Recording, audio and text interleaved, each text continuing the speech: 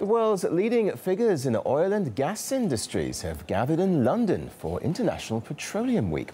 Some experts suggest tensions in the Middle East are inflating prices, but there are also concerns that EU sanctions on Iran could be increasing costs for consumers. RT's Sarah Firth reports.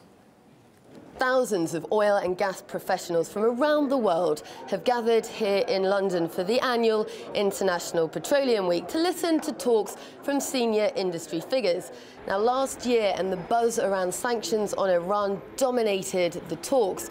Those sanctions were supposed to bring Iran to the negotiating table over their nuclear program. But for some, and the sanctions couldn't have come at a worse time.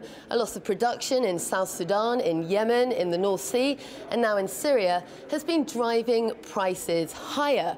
And Iranian crude still in demand in Asia. And with the UK's problem with millions of homes struggling with fuel poverty being echoed all across the European Union right now, is it the European consumer who's been hardest hit by these sanctions? We've been speaking to some industry insiders to find out what they think. So obviously you've got the private companies then sort of carrying out political decisions that are having very tough economic effects. What would you say to that? It looks like the oil and gas companies sort of in bed with the government. I don't see it that way at all. I think the politicians around the world have to make the decisions and the companies have to get on with business, technology business, commercial business. But now what we see with Iran, oil being used as a political weapon.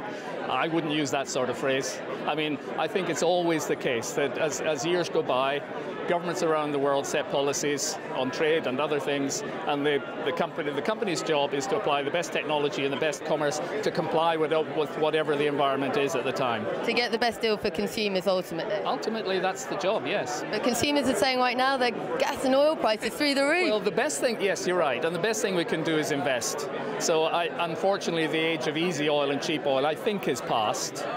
But we're finding more oil and the technology is getting better and better. What we've got to do is to ensure it doesn't peak.